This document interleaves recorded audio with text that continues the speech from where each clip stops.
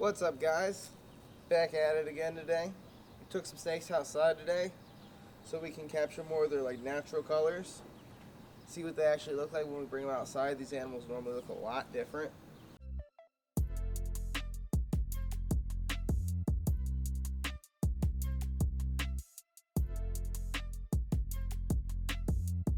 This is my ivory blizzard granite Burmese.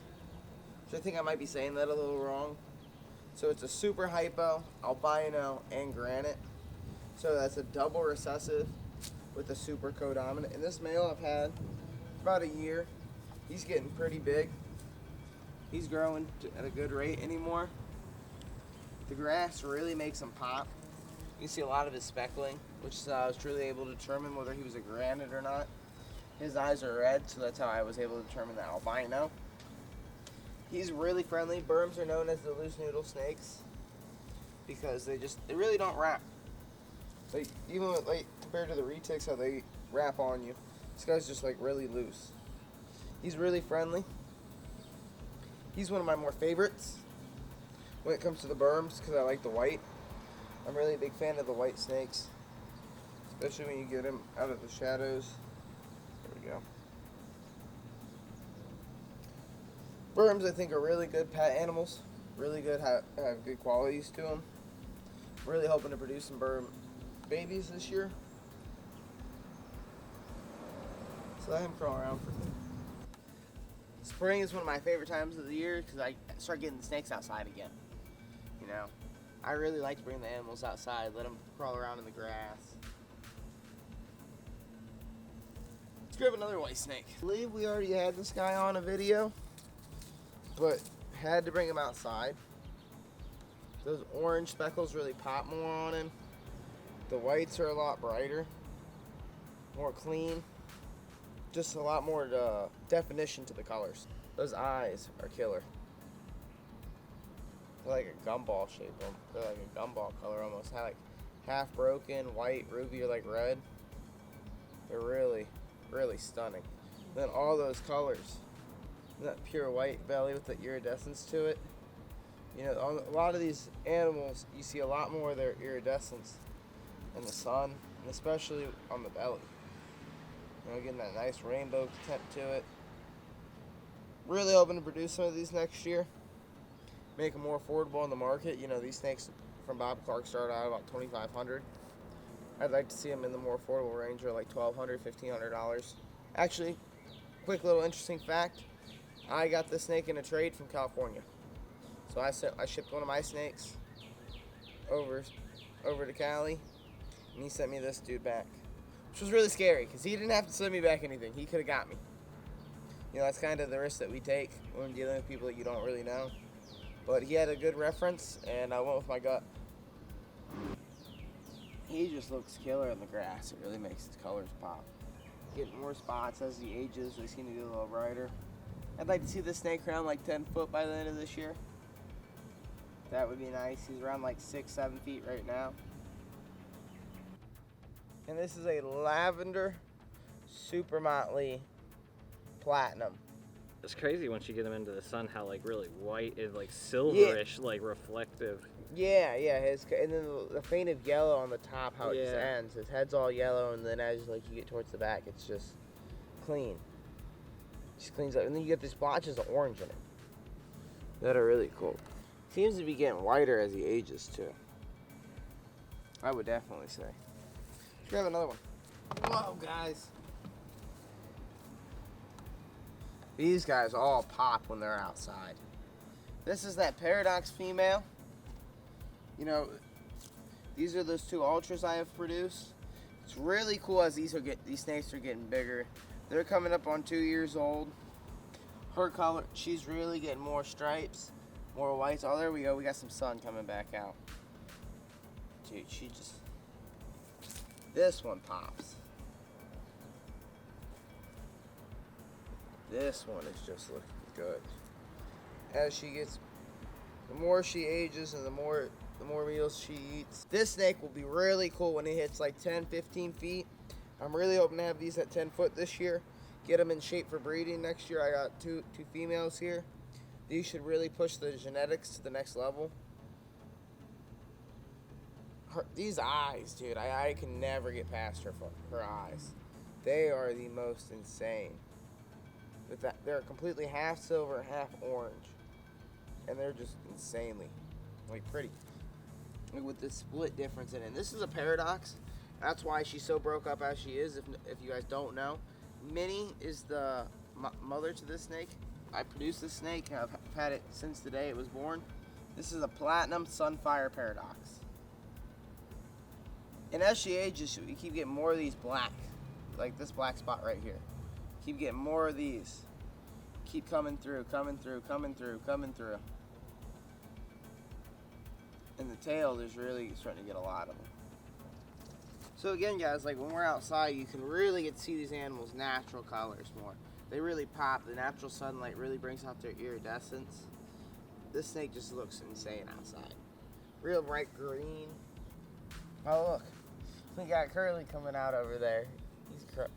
He's crawling out. He's like, "What's up, man?" Love retics. The more you work with them, the better personality you'll have with your snakes. These snakes know me. You know, they know I bring them food. They have no intentions of really ever biting me. They barely show me any aggression ever. Probably got to put a tub lid on that. Put this girl back. Show some love to the ultra. Look at those tongue flicks everywhere. He's taking it all in. Where you going, buddy? I'm gonna go grab my tub lid. Got retics on the move, guys. Let's pull out Curly for a minute. Dude, he's jetting. Like I was saying before, the iridescence. Those white bellies just really pop outside. And those eyes, I mean, that's when you can really tell they're deep blue. When you get them out here in this sunlight, woo! It's a hot one today. It's like almost 80 degrees out today. I am not ready for this sun yet, but these animals are loving it. Maybe, guys, I'll try to bring a monitor outside. We'll see how that goes. And remember, guys, this is an ultra ivory golden child super sunfire tiger. This male has a lot of potential. I'm hoping next year to really start acclimating him into my breeding program. Hoping he'll start showing signs of being a good breeder. He's going on 2, and I feel like that's probably one of the best times to start using them as breeders. They get the good size to them. But I love those black spots. They're really coming out. And as he gets bigger, these colors are only going to pop more. And remember, guys, none of these mutations would ever make it out in the wild. Look at that snake. A bird would find it immediately. Some animal, the snake would have no defense out in the wild. Nowhere for a yellow snake to hide. Hey, guys, the snake is ridiculously awesome. That's corny. That was corny. My buddy Tom made that joke up the other day. Let's get Smokey out. Smokey's a really cool example. She's really just a little bit older than Curly. She's got a little more size to her. And, you know, minusing a couple genes really brought out more pattern. Those side markings, they're just coming out more and more. And I feel like she's almost got the highest iridescence on her belly. I feel like she's almost more white than the rest are on the bellies. With her grays coming in too. Now all 3 of these were babies I produced and have raised. Really pays off getting to see them when they're older. All the colors that they come out. Because this snake was completely orange when it came out. I had no clue what it was going to look like as it aged. I wasn't for sure if it was going to turn yellow, more orange, what was going to go on exactly. And I really like the stripe that's coming along on her. That stripe with these Arussos that are starting to come out. All this white is starting to come out every shed, and as she's getting bigger. Really excited to see what a super golden child ultra ivory sunfire would look like. I really see these snakes being the next big thing one day. Just no idea where they're gonna go. There's no such thing as a dead end project. All right, let's get our grand finale snake out. I can't remember the last time I had this snake outside.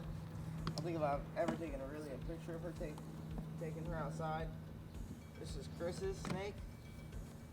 You guys, I know. This girl has just grown. Now she's been here. She's getting big. She's about 4 or 5 years old. This is a titanium tiger, supposed to be head albino. The big snakes, man, when they hit the ground in the grass, they go. This snake's getting some size. Woo! Oh, the grass normally seems to get them going. Don't know what it is, but man, they get all these smells, and they really start moving.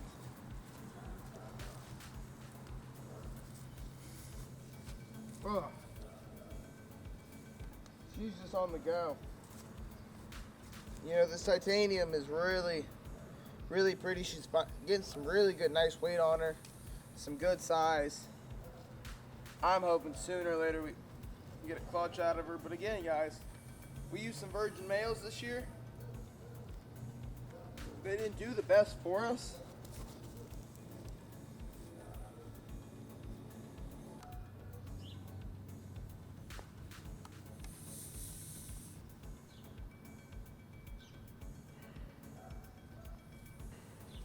Now, the titanium was originally founded at Prehistoric Pets. This girl is just getting big. I'm hoping we can finally produce some babies with her. It's way different. If you go back and look at I forget what the video is that we showed off the three, the Burmese, the anaconda, and then the titanium. I believe that's the buried alive in snakes video? Yeah, I think that was. And yeah, she was showed off just completely different look out into the light. I don't think we had enough lights even set up in there to really capture her. But you can't almost. Yeah, it's really hard. And you know, as time goes on, guys, we're gonna start bringing more and more of the retics outside. You know, getting this natural light and exposure to them. It's really good for them. It gets them really thinking, gets their brains working. They seem to love it, the enrichment. Woo, she's squeezing me tight. She's just big girl anymore too. I feel like she's gotten even way bigger than she was in that video that we already did. I feel like she's just getting to be a monster now. Probably gonna actually have to. We might do a video on how we measure our snakes here. We use the 6 foot we use the cages upstairs, and we get them to run across the cages. The cages are each 6 foot, and I think like 2 inches a piece, 6 by like 2 or something. So we get them to stretch across those, and we can take a measurement. I think I did a pretty good job. Even if I didn't get her to breed this year, I definitely put some weight on her. Definitely built her up to a new size level, for sure. And just look at that belly. Well, when we were talking about bellies, just way different. And then it goes silver and white. Yeah, there we go. Come on, girl. They're just so strong. They got a mind of their own, and you know, you can't force them too much. I respect these animals. If you don't respect them, they'll make you respect them. And by that, I mean, that's how you get bit. Oh. There we go. That's a good shot right there. That probably really shows off that belly. In the straight. You know, this tiger with the titanium really made a pretty snake.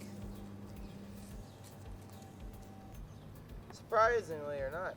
Surprisingly, I haven't had a snake poop out in the grass yet. They normally always do as soon as they hit the grass. If you guys got anything that you want to see, anything you want me to talk about, let me know. You know, we're going to do a little video here soon about breeding season and some tricks that you can perform not to do. Don't let your snake's tail wrap around your neck. Never. I always try to go with the shoulder on a big snake because I don't want any way of getting choked. I don't want any way of this animal having the upper hand on me. Even though she's a sweet girl, doesn't mean to. They're strong. This animal's about 85% muscle. I'll see you guys next time.